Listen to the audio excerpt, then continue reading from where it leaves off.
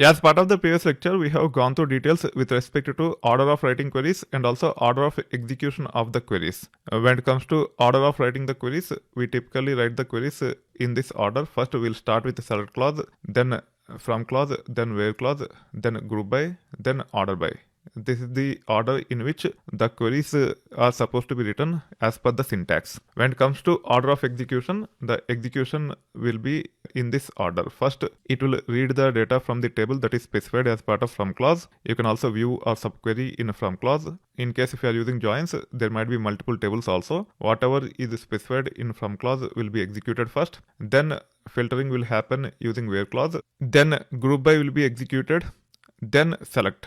They execute almost simultaneously. That's why we can specify the column position as part of group by, based on which data is supposed to be grouped. Once group by and select are executed, then order by will be executed. Now, because of this order, there are few restrictions when it comes to writing queries. Also, on top of it, when we use group by, we have to follow certain rules. Only then the queries will be executed. First, let me talk about the rules related to group by, and then I will also talk about restrictions because of the order of the execution.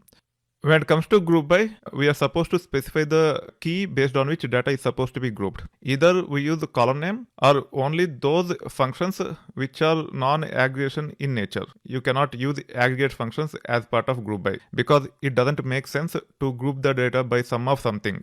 We typically group the data by date or month, which is typically derived from date using year and month, or year, something like that. We typically don't group the data by using aggregated functions as keys. Hence, as part of group by, we typically use column names such as order date, order status, etc., or derived fields using non-aggregate functions. If you try to add aggregate functions such as count, sum, etc., it will just fail. You cannot use aggregate functions as part of group by. Even in where clause, you will not be able to filter the data using aggregate functions. It is not possible. It will just throw exceptions saying that you are trying to use aggregate function, which is not allowed.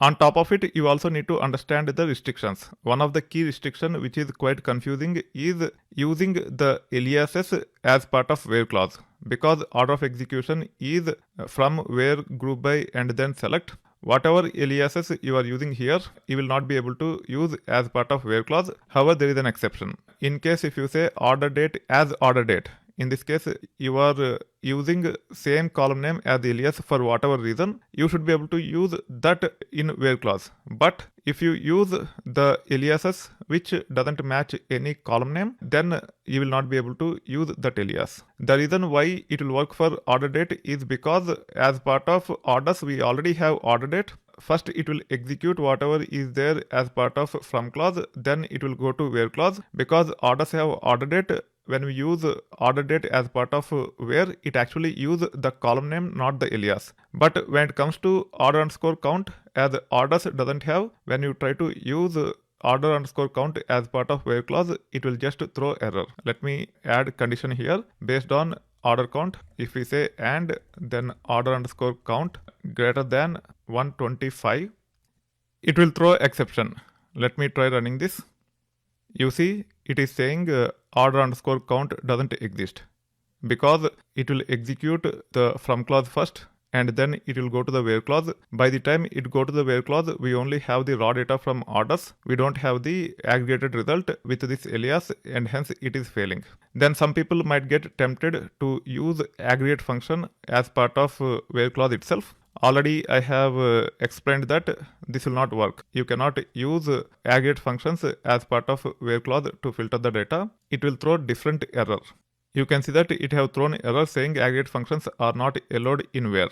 These are the things which you need to keep in mind. The rules related to group by and also the restrictions related to filtering the data based on derived fields. However, as order by will be executed at the last, we should be able to order the data by derived field or aggregate function or position like this. In this case, as part of order by, I can say order underscore count or count of star or 2. Either of the approach will work. Now, if I run this, it will work without any issue.